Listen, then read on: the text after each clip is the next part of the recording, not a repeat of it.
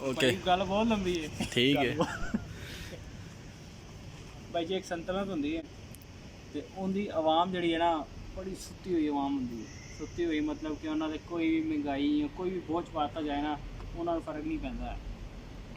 वो उत्थे कोई होर इंज कोई बंदा होंदा है मतलब कि जोड़ा बादशाहीयत का उम्मीदवार होंदा है।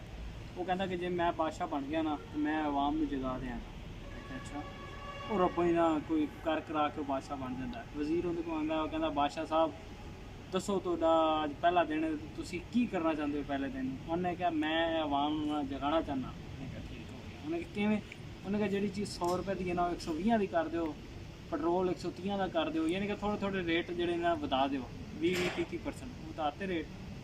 हफ्ते के बाद उन्हें वजीर को बुलाया। वजीर ने उन्हें आख्या हाँ जी। उन्हें कहा आवाम नहीं जी उठी आवाम सुती है मतलब फिर नहीं बोली बहुत अगर रेट बदे महीने पे।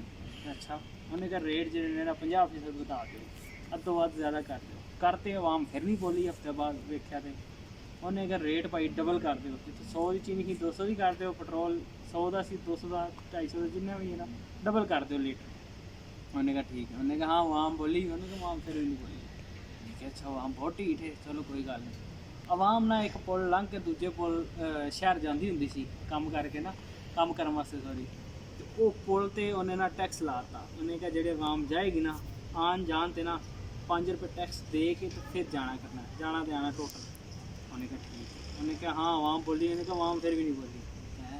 अच्छा उन्हें कहा आन दे भी 5 तो जान ते भी 5 ला दो 10 रुपये टोटल कर दो। उन्हें कहा हाँ आवाम बोली। उन्हें कहा आवाम नहीं बोली। अच्छा उन्हें कहा 10-10 कर दो 10-10 करते आन जान दे यानी कि 20 हो गए टोटल आवाम फिर भी नहीं बोली। उन्हें कहा हूँ उन्हें कहा 5 जान तो 5 आन कर दो 50 रुपये टोटल कर दो। जो जी दूजी महंगाई सी ना 100-200 तो हुई थी यानी कि 100 रुपये की चीज़ 200 की वो उंजी सी वो भाई 5 भी हो गए वो 5 जान तो 5 आन हो गए 50 रुपये हो गए आवाम भाई फिर भी नहीं बोली। उन्हें कहा आवाम बहुत ढीठ है। उन्हें कहा पैसों के नाल ना जी महंगाई जो किया उन्हें कोड़े भी मारने शुरू कर दिए 10 कोड़े आन तो 10 कोड़े जान पर बंदे नाल टैक्स जोड़ा है 50-50 हो लैला। ठीक है भाई आवाम कोड़े भी चलती रही टैक्स भी चलती रही डबल टैक्स भी चलती रही फिर भी ना बोली।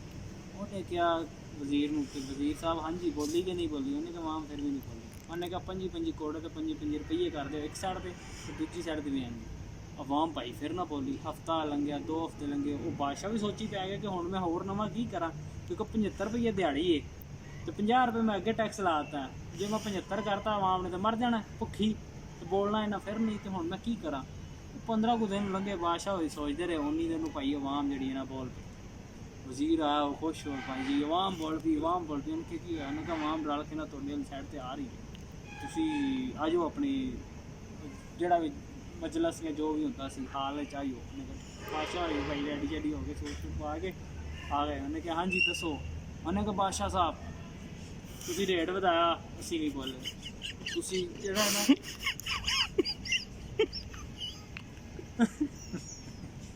इत्थे तो काम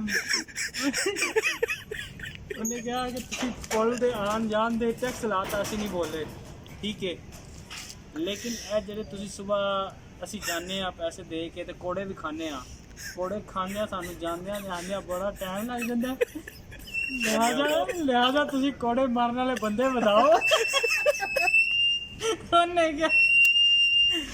क्या तुसी भाई चले जाओ तोड़ा कुछ नहीं हो सकता वो हिसाब है साडा इमरान खान का कि भाई इमरान खान ने खर्चे बताओ तो दिते ने ठीक है आवाम फिर भी नहीं बोलती भी हम सिर्फ कोड़े ही पैने ने किसी दिन उनका बस इंतजार कर रहे हैं असी।